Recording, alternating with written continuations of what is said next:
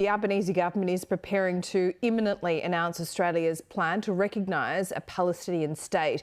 Live to our political reporter Ruben Spargo in Canberra. Ruben, 9 newspapers are reporting it could be as early as today. Yeah, only reports at this stage. Laura, Cabinet is set to meet at 11 a.m, so we won't hear anything for the next few hours. We know the United Kingdom, Canada and France have accelerated plans to recognise a Palestinian state by September. Those countries believe this is a tool to avert a humanitarian crisis and to bring about some degree of peace. There are varying conditions that these countries would place on such a deal. It's unclear what conditions Australia may place on these plans.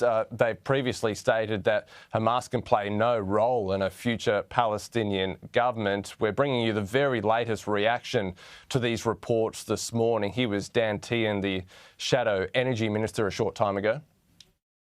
Everything seems to be about a recognition of a Palestinian state. They seem to have forgotten that an internationally listed terrorist organisation at the moment is governing parts of Gaza. And what are they going to do to stop that? Why didn't we just stick to what the problem is? Because you cannot have a 2-state solution, a 6-state solution or a 10-state solution while you have terrorists in your own backyard, mates. It just does not work. You can try and put all those niceties out there all you like, but you are not going to get any results from it. And I think it's giving people false hope.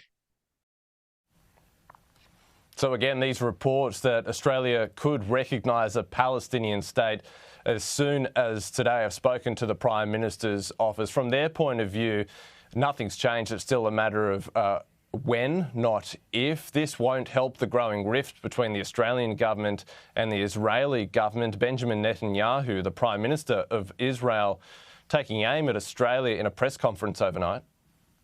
To have European countries and Australia march into that,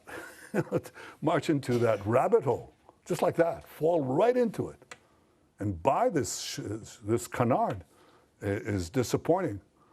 And I think it's actually shameful, but it's not going to change our position. Those who say that Israel has a right to defend itself are also saying, but don't exercise that right. They know what they would do if right next to Melbourne or right next to Sydney, you had this horrific attacks. Look, Australia is a supporter of the nation of Israel. We certainly recognise Israel's right to exist. But we also want peace. And I think that the world has been shocked by the images of children starving to death and that they've had enough. And that they see that the actions of the Netanyahu government have contributed to that. So, Laura, as I mentioned, a cabinet meeting set to start in a little under 2 hours. We will await to see the outcome of those discussions. Please keep us posted, Ruben. Thank you.